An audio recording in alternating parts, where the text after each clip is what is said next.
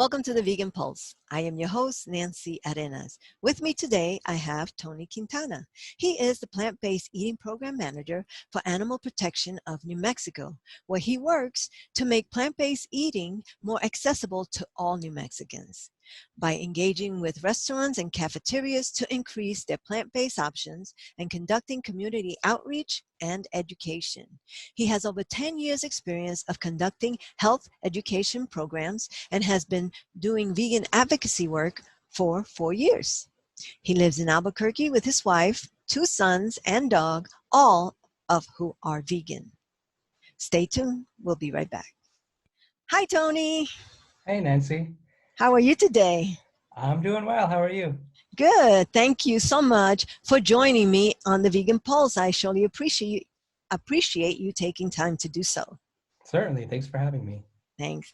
I want to start by asking you, what sparked your journey into veganism? Yeah, so I always share with people what initially sparked my interest was hip hop.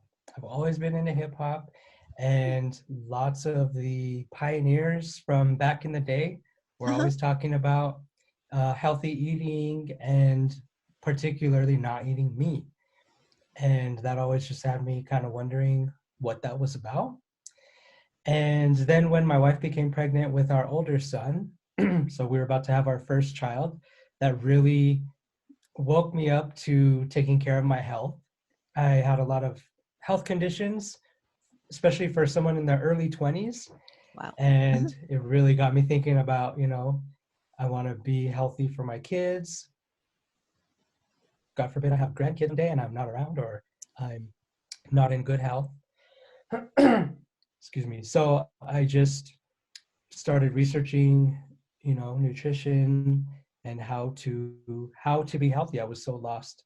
So reading all the books I could. My wife was with me as well, doing the research right along.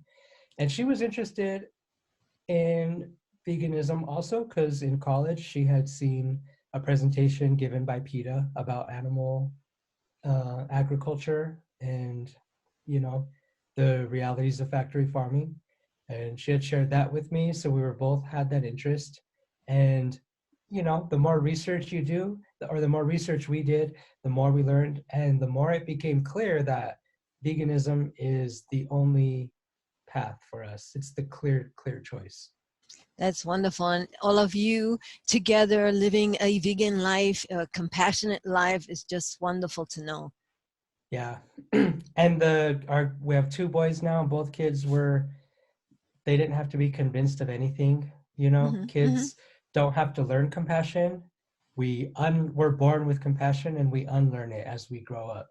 So we were able to kind of stop them from unlearning it and keep nurturing their natural compassion that they have. And they're, in a lot of ways, bigger advocates for veganism than we are. It's wonderful. Like you said, I totally believe that we are born with compassion and it is taken away from us by society and family, whether intentional or not. So Right. Kudos to you and your family for having vegan kids. Thank you. Yeah. Can you tell me a little bit more about Animal Protection of New Mexico's plant-based eating program? Sure, yeah. So it's one of our newer programs that launched in October 2018. And Animal Protection of New Mexico has always promoted plant-based eating through media, through communications. It's in our policies, we only have vegan food in the office and at our events and so forth. But now we get to take it to the next level and do more work around that. So we're doing outreach and education, providing, cooking demonstrations, nutrition classes, and resources on our website to help people transition or stay on a plant-based diet. So some of those resources include recipes. We have a vegan dining guide that helps people find places to eat, restaurants throughout the state of New Mexico that have good plant-based options. And then we're also working on a systemic level. So working with cafeterias and restaurants to actually get changes on their menu and add more plant-based options to their menu. So if somebody has a restaurant or a cafeteria that they might be interested in encouraging them to eat, to have more plant-based meals on their menu, they can contact you, right? Absolutely, yeah. And then from there, we can offer support to help plan their menu, or, help create a vegan menu if that's what they're interested in. We can look at their menu and just help them identify what ingredients they have on hand and what dishes they could make, without having to expand their ordering or what they carry, and also provide recommendations for products that they could carry if they wanted to add something, such as a vegan cheese or vegan beef, something like that. We could also bring in samples of different vegan beef or vegan cheese or vegan products that they can try with their team and try with their recipes and see what they like. And then the fun part, we help them promote, help them advertise. So That's we can wonderful. do, yeah, through different media and different channels, we can help them promote their options to make sure that they're successful in adding them.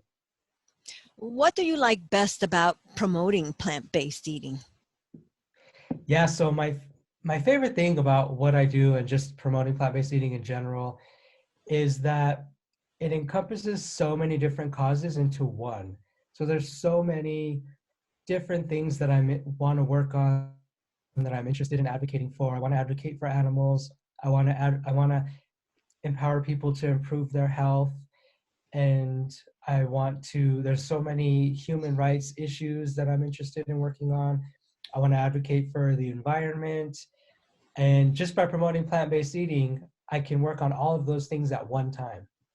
That's, the beauty of promoting plant-based eating, is it really supports so many different causes all at once. And that's one thing people don't realize, that veganism has so many different aspects to it. It's not just about eating fruits and vegetables. I mean, there's a lot of things like climate and, workers' condition and things like that. There's so many different aspects of it that I don't think everyone realizes.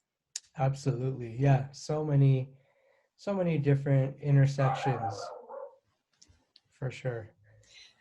I heard you babies. I was gonna say, that's one of our struggles with recording our podcast, is we have to do it not when the mail's coming, or forget Now, that whole segment. how have you shifted your work in response to COVID-19? Yeah, so we had to do a lot of make some changes, because a lot of our work was, out in the world, working with people, doing classes. Um, so we switched all of that to online, and we're working on offering lots of virtual classes or virtual events, providing, more video resources and written resources. So doing more blog posts to just keep the resources available to people, online from our homes. And you have And some webinars coming up as well? yes, we do. Yeah, we have some online classes coming up. We have one on desserts, sweets and desserts. That was a request from our last class. People want to know about making delicious vegan desserts. And I think we can all use some, comfort food right now. Yes. So yeah, so we have that. We have a lots more in the works as well, online classes. And then we're just working to support local restaurants and local farmers as much as we can during this time. Um, you know, the more support they can get, the better, of course. So we're just looking at different ways to keep advertising and promoting restaurants that have plant-based options. And we're also looking at ways that we can support people who need food and provide plant-based food for those in need as well. Right. And what does COVID-19 lockdown look like for you? For me, it means I stay home, except for walking our dog and kids and myself. So I've been spending a lot of time just getting to know my neighborhood through walking and running. Other than that, it's working full time here in my home office, and spending lots of all my free time with the kids, with the garden, we're working on growing vegetables and fruit trees and doing that sort of thing, and lots of cooking, opportunity to try new recipes and new foods that we don't usually buy, but the foods we do usually buy might not be available at the store. So what a great opportunity to try something different. That's what I've been doing, going through my pantry and everything that's there, just deciding to make something out of whatever I find. Exactly. Yeah, and we're really working hard at not leaving the house, except for when we absolutely have to. We're allowed to go to the grocery store, obviously, but we're trying to limit those trips as well. So really helps you get creative. Like we have Easter coming up and we want to make some Easter treats, for the kids. And we didn't necessarily think about that when we did our shopping, you know, 2 weeks ago. So now it's like, hey, what do we have that we can invent something special for them? There you go. I've been doing chocolate croissants and cinnamon with almonds and pecan croissants because I had a lot of croissant. How many ways can you make a croissant? I found out many ways. You could do all That's sorts awesome. of things. Yeah, that's awesome. Yeah, so many things you could do for And sure. Tony, I want to thank you for being in our community here in Albuquerque, New Mexico, and for doing all the things that you do and sharing your compassion and love with our community. Thank you for being on the Vegan Pulse. I surely appreciate it. Absolutely. Thank you, Nancy. Thank you for all you do as well. Thank you for tuning in to another episode of the Vegan Pulse with your host, Nancy Arenas. Please follow us on Facebook, Vegan Pulse. And remember, if you have a pulse, you have a purpose. Live vegan.